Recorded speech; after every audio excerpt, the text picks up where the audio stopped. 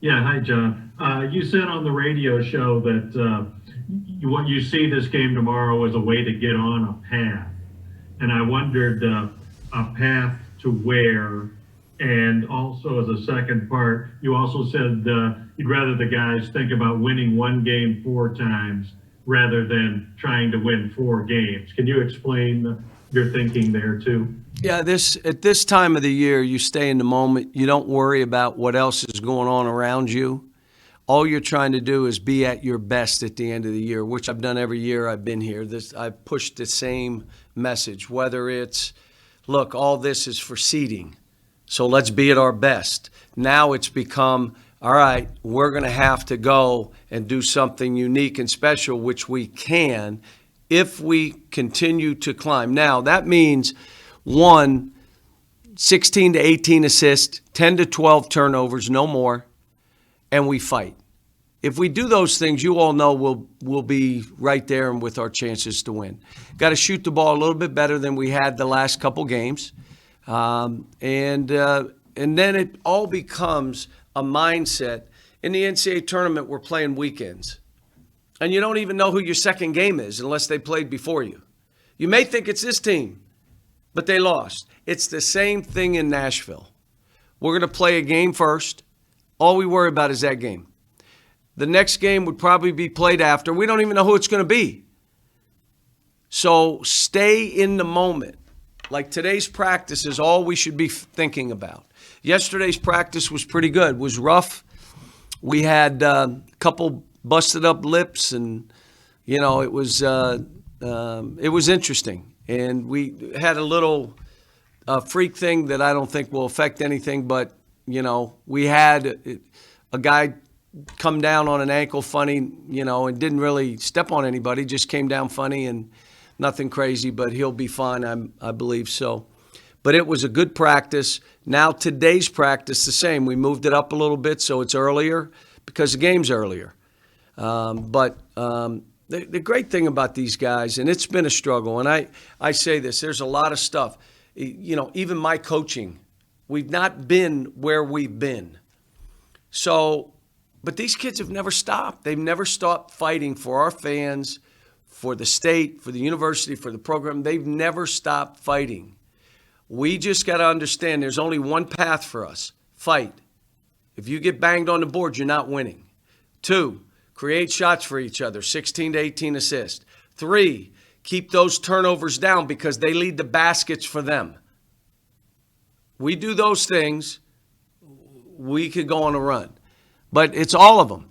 And again, we were doing them for a while, and then what happens, the last piece of this becomes when a team makes a run, you can bow your neck and say that's it, or you can drop your head. We've been dropping our head. Stop it. Bow your neck. Let's go. And again, the spirit of the team has been good. John Hale, go ahead, and then Daryl.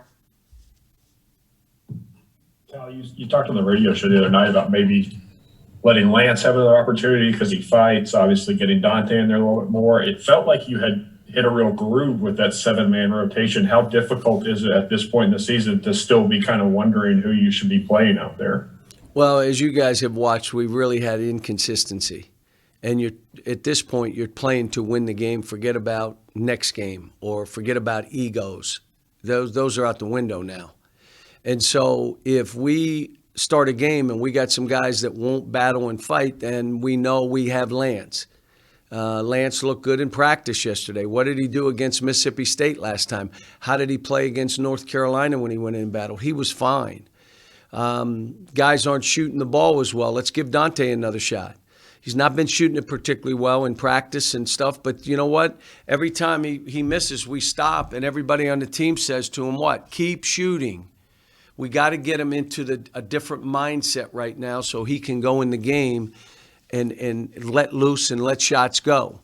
But again, would I love it to be the 7-man rotation because we're playing and perform? Yes. But the other side of it is we're trying to win. And if someone, again, I come back to this. This has been a great lesson for these guys. When you're not at your A game, your B or C game, what do you do to help us win? if you're not doing anything to help us win, then someone else got to play. It's just how it is.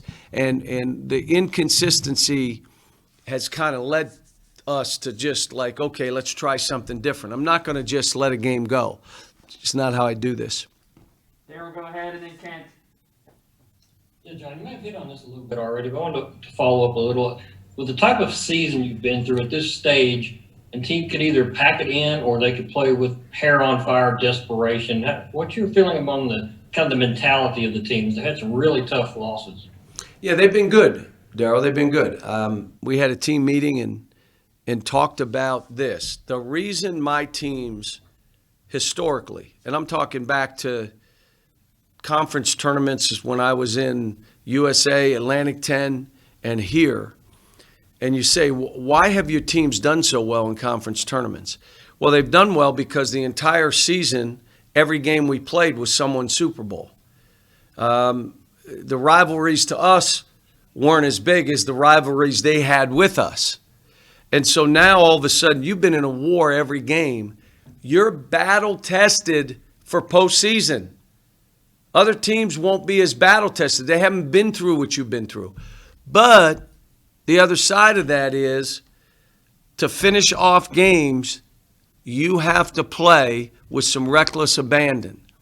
You got to play like you have nothing to lose. And that's where I got to get these guys mentally. And we talked about it.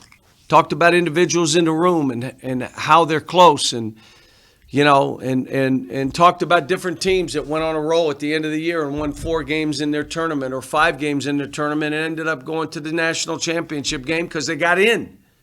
I mean, it's happened.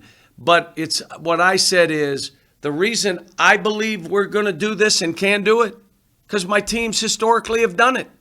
So I know what it feels like, but I got to get them in the same frame of mind. And that's what I'm trying to do motivational-wise, but you're also preparing for games. Like South Carolina is going to play a 2-3 zone, a 3-2 zone, a 1-2-2, a 2-2-1. We got to prepare for what they do also, but we've got to understand that these kids are not robots. They're not machines. They don't play great every time out, and we've got to try to figure out, all right, how do we give ourselves a chance to win every game?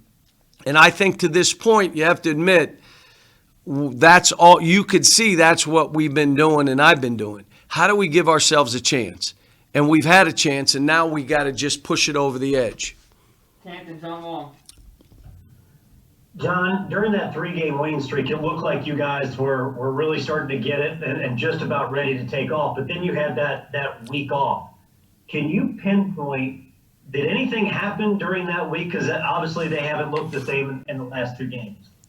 Well, again, the things that we had in those games were we fought, we battled, we out-rebounded.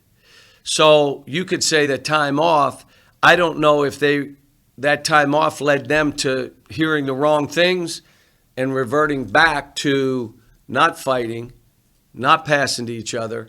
We can do this. You got, and again, that's what the challenge of this has been. We start going, and then we revert. And then you say, what do you revert? Well, you're not fighting, you're not passing, and you got high turnovers because you're trying to hit home runs. Why are you trying to hit a home run? Because you missed 4 straight shots that were wide open and you look bad. I got to do something. And now all of a sudden you make a hero's play that leads them to a layup. We've seen it over and over. And that's a maturity level.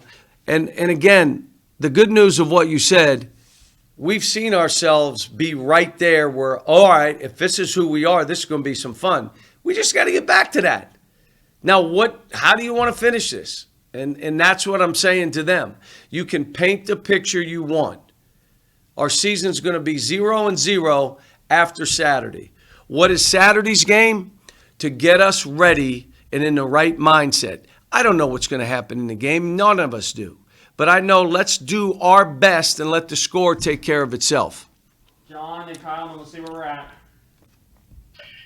Hey, John, it is ironic that in the one year that you're struggling to make the NCAA tournament, your athletics director is the chair of the tournament committee.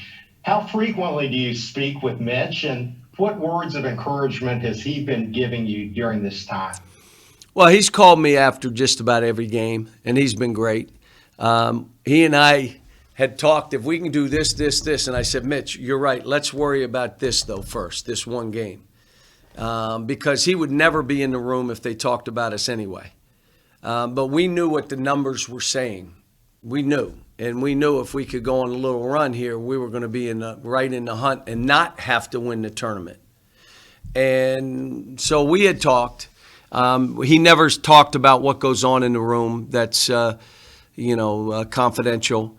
But he's feeling bad, just like I'm feeling bad. And he's encouraging, keep coaching them, keep doing what you're doing. He's in post-game locker rooms at home when we finish the game. He's hearing what I'm saying. And so he's been great throughout this for these kids and for me and our staff. Kyle, go ahead. Yeah, Cal, what is the biggest thing or one big thing that you thought you knew about this team when the season started, that once it got going, it was something else that was maybe a surprise, and whatever that is, how have you adjusted to it? Well, again, with Terrence being out, BJ struggled early. I thought our guard play would be better. And so it changed on the run of how we were trying to play. Terrence being out all that time and then not really being back, we started having limited, okay, what can we do and how do we do this? Playing through the post like we are, it's not something that I've done historically. I've done it once or twice. But you know what? With this team, this is how we have to play. Isaiah, even the people that have recruited him would call me and say, you know what? Wow, has he gotten better? I never thought he'd be there this fast. So he's really developed and really put himself in a great position. But there, like I said, you would hope some of these close games we would win. These kids would be in a different mindset, but we didn't. And now this is what's in front of us and what we have to deal with. And so as a coach, I'm just trying to paint that picture. Let's go. We can do this. As you all know, I haven't been in this position since my first year of coaching. And I'm hoping in the locker rooms I'm saying the right things after these games, because I haven't had many of them that I've had to, talk. And my thing is they're very short, because there's no reason to pile on these kids right now. And it gives me some time to think about how I want to address the team about what went on and how we have to deal with it. So, the great thing for me, this team has not quit fighting. They've not stopped. It doesn't mean they're going to play great. It doesn't mean an opponent's not going to come out of the gate and play great, because everybody's doing that. I mean, the games that we could have gotten some people, Florida, we had down 10, 5 straight turnovers. Where we didn't pass the ball to each other, stuff like that. It's had an effect. I mean, going up 6 on Mississippi and ready to go, steal a breakaway. All right, let's go. We're going to be up 8 or 9. Let's go. And now all of a sudden, 58 seconds later, it's a tie ball game. And we've done it over and over, and we just got to have somebody on the court. All right, let's stop the bleeding. You either get fouled, do not throw a ball that you can't make or get fouled or we can't rebound. Make the easiest play you can make. We're not turning it over now. We need that stuff on the court, not just coming from the bench.